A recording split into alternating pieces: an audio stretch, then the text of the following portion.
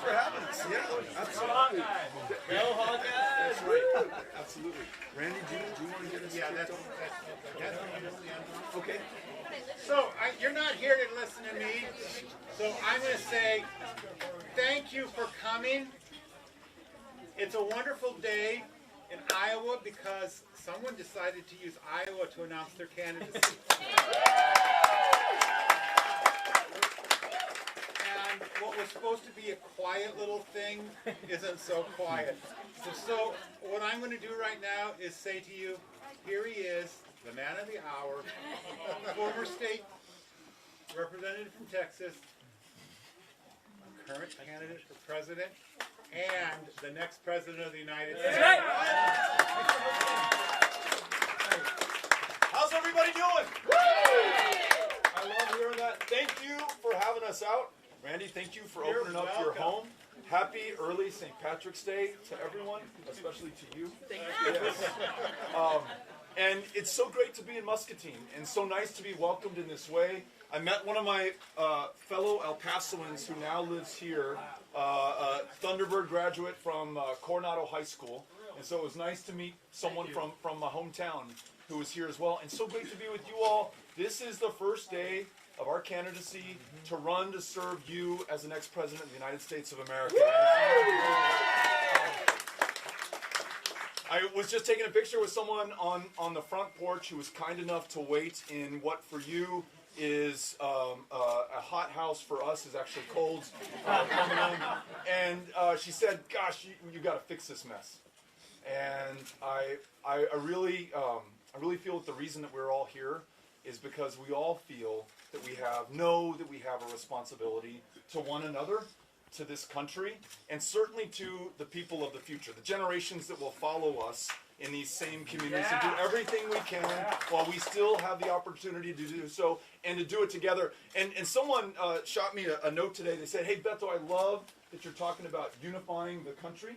I love that you keep using the word unity. Think about it this way. Given the challenges that we face, we will not overcome them with only half of the country, with only one party, with only some people who feel a certain way. We absolutely have to make sure that at this moment of division unparalleled since, well, in the last 100 years, a polarization that I haven't seen in my lifetime, partisanship that defines so many of us. We've got to get past those divisions, come back together, find the common ground from which we can work, or those things that we want to change and to make better will never pass. I just greeted a gentleman who was on his way out, and he said, you've got to do something about the healthcare system. My wife's infusions cost $35,000 a month. How do you afford that? Well, ultimately, you don't. If we're going to have guaranteed, high-quality, universal health care for every single American, then we as a country have to come around that shared goal. If we want to make sure that people can work one job and earn a living wage, so they can be there for themselves, their families, put something aside, read to their child before she goes to bed and wakes up the next morning in first grade instead of working that second or third job, then we're going to have to work together. If we want to listen to and lift up rural communities by partnering with them, those who understand the answers to the questions that are posed here in places like Muscatine, then we've got to be able to work together. If we're going to have real justice reform and address the fact that we have the largest prison population on the face of the planet, disproportionately comprised of people of color, so many there for nonviolent drug offenses. If we are going to end the prohibition on marijuana and expunge the arrest records for those who are there for possession of a substance that's legal in more than half the country, we are going to have to work together. And if we're going to face the ultimate existential threat to us, and more importantly to our kids and grandkids, of climate change, knowing full well that there are but 12 years left to us to do this important work, no one person, no president, no matter how experienced, how strong, how capable, no one political party will be able to accomplish it. It is up to every single one of us. And here's the great news.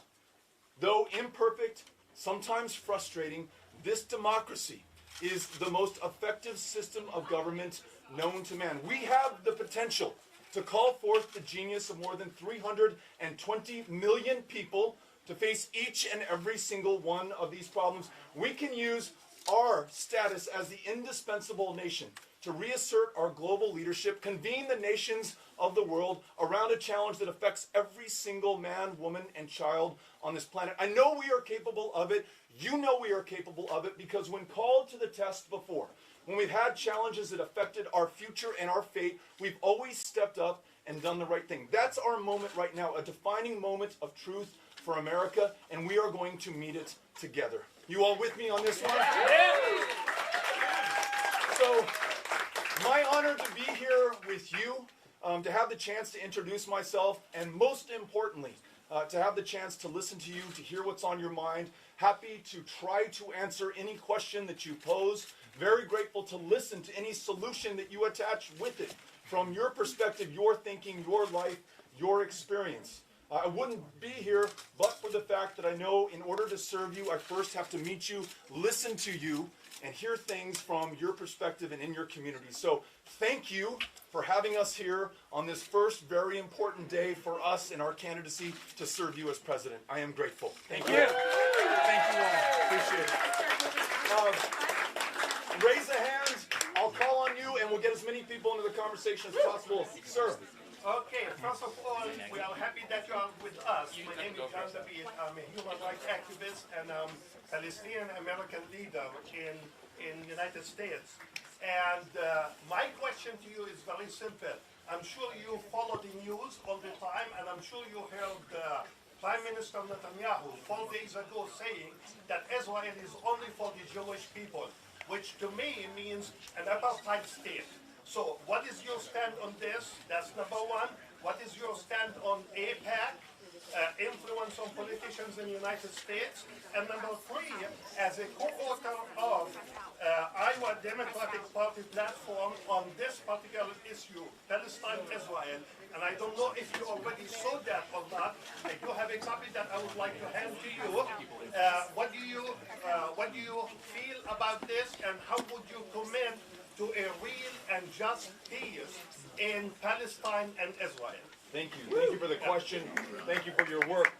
I believe that the best, most peaceful path forward in that region is a two-state solution that recognizes the fundamental security and safety guarantees of every human being, and also the dignity and human rights of all who are in that region.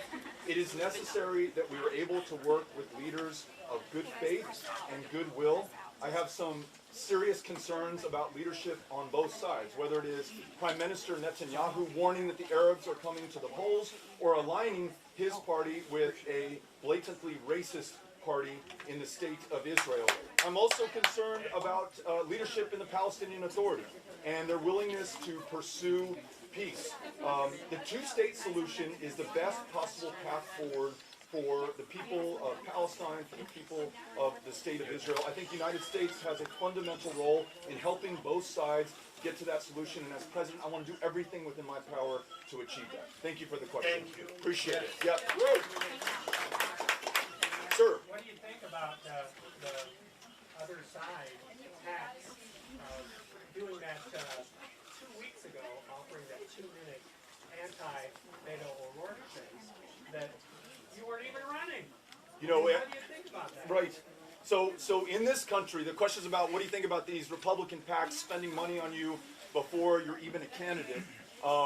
In a democracy that has in part been captured by these corporations who've been equated with people and money as speech, and corporations can spend unlimited amounts of money to purchase the outcomes of elections, or at least try to. This is the sincerest form of flattery, and so I'm grateful to have their attention. The good thing is still, as long as we want it, the people of this country decide the outcomes of these elections, and that's why I'm here with you eyeball to eyeball to make sure that we can talk about the things most important to all of us, and most important to all of those who will succeed us on this planet. And so I will do my best to share with you who I am. I'll do my best to listen to you, incorporate your stories and ideas into the campaign we run and the service that we provide. Thank you for asking the question, sir. Should the United well, first of all, thank you for being here. Yeah, absolutely. Nice to meet you. Yeah. Should the United States pay reparations to descendants of slaves, anyone affected by systemic racism, So the question is, should the United States pay reparations to the descendants of slaves, acknowledge the segregation and suppression and the economic consequences of it, to paraphrase your question. At the root of the word reparations is repair. And when I talk to people who are much smarter on this issue and who frankly come from a different life experience than I do, what I hear from them is that in order to make sure that we repair this country, we first have to confront the truth. And someone whom I really admire and respect said, Beto, so often when we talk about civil rights and the history of race in this country, we talk about it in a celebratory, triumphant way. We talk about John Lewis over the Edmund Pettus Bridge, and there's no person I'm more proud of than him. We talk about Martin Luther King. We talk about other civil rights leaders. And he told me that's an important part of the conversation.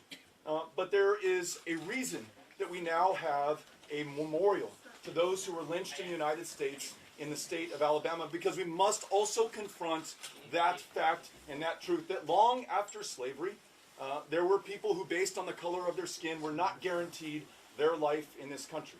There were people who were literally worked to death. There's a graveyard they just found outside of Houston, Texas, decades after the Civil War ended, when employers needed employees, when they needed hands and labor, they would go out and arrest African Americans in the community, put them to work, and literally work them to death. When the rate of wealth, or the possession of wealth in this country, disproportionately favors one race, when African Americans were not allowed to accumulate wealth, and when wealth was accumulated, it was stripped from them, taken from them. When we have suppression in our democracy, in Texas we ranked 50th in voter turnout in the nation, not because we don't love our democracy, but because our elected officials were so skillful at drawing people out of congressional districts based on their race and ethnicity. Do not take my word for it. In 2017 alone, 4 separate times the courts ruled that to be true and ordered Texas to fix it. We have systemic racism in this country. We have the largest prison population on the face of the planet. People arrested fundamentally, in some cases, for the color of their skin, because we know that those nonviolent drug crimes and arrests do not connect with the fact that Americans across race and ethnicity use illegal drugs at the same rate. Only some are arrested, only some will do time, only some will be forced to check a box saying they have a conviction, preventing them from gainful employment thereafter, and they happen to be disproportionately brown and black in this country. Facing those facts is the basis of repair and reparations. I want to make sure that this country has this conversation. When I talked to the gentleman who was responsible for that memorial in Montgomery, Alabama, he said that's the first and most important thing that we should be focused on. I asked him, what should the next president of the United States do? Is this an executive order? Is this a commission? Or is this a committee? He said, what I have found in Alabama, and perhaps what you know, Beto, in Texas, is that this has to start at the community level. We have to be able to have these conversations in homes like this one. There has to be the political will developed so then we can take action nationally. I want to make sure that we have leadership that reflects that need, that is able to reflect and share the truth, and bring a reckoning to this country that is hundreds of years in the making. So I appreciate the question. Thank you. Yes, sir. Constantine was the home of Alexander Clark for almost 50 years. He was ambassador to Liberia in 1890-91 under Benjamin Harrison. In 1867, he took his daughter up the hills and asked her to go to public school. She was denied. The case went to the Iowa Supreme Court in 1868. Iowa outlawed school segregation and said all people here. 1868, Iowa in a referendum adopted a constitutional amendment eliminating the word play. 86 years ahead of Brown versus Board of Education. We want you to know that as you cross our state. Absolutely. Love that. And I would be remiss as an El Pasoan and a Texan if I didn't share with you that many years after that, in 1954, Thelma White graduated from Douglas High School, the all-black high school, the only high school she was able to attend in El Paso, Texas. Had the audacity to try to enroll in Texas Western College in El Paso, was denied admission solely based on the color of her skin. With the help of a little-known lawyer named Thurgood Marshall, took this to the federal bench of R.E. Thomason in El Paso, and not only did her courage integrate higher education in Texas, it struck down the segregation clause in the Texas state constitution. So we were a little behind you in the process, but we had some heroes there in El Paso as well. Thank you. Appreciate it. Yes. My name is Shelley Cervidillo, and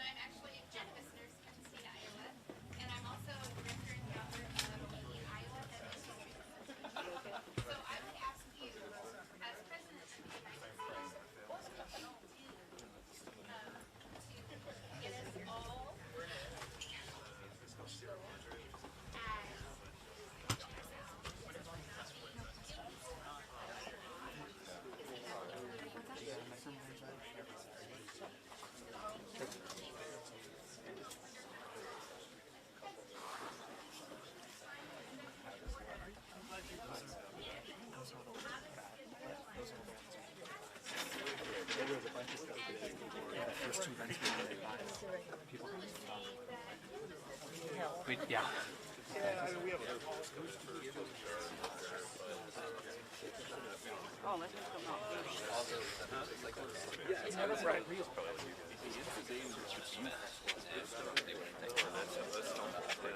Mary, I left one. Okay, yeah. I wouldn't say it's enough. I tried. They didn't. Oh, okay. It's interesting though.